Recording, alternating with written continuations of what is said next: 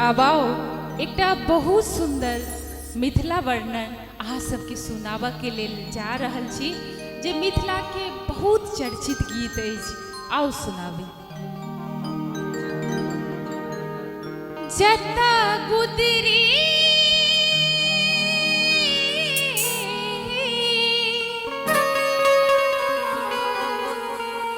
जता गुदरी पहिरसिया आंगन निपै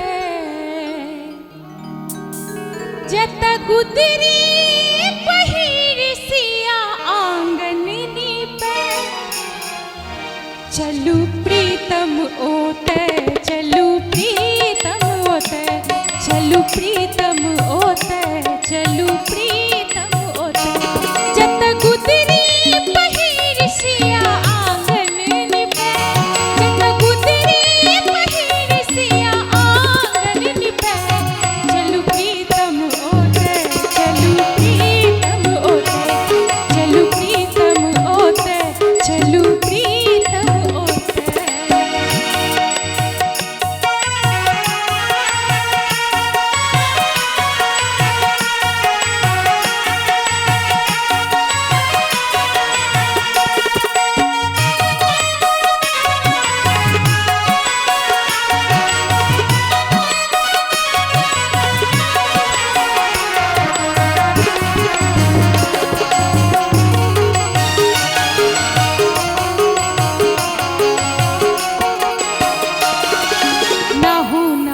चलियो आया चीक नगरी साग बड़ू खेलन झुके न दिलन पगड़ी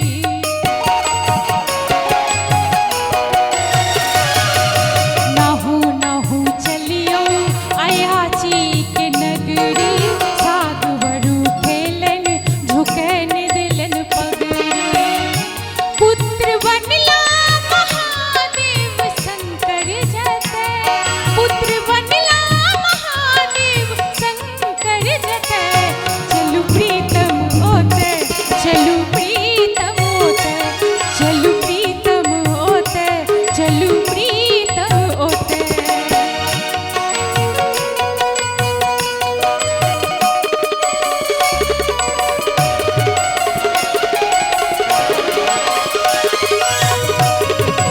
जय हो मिथिला।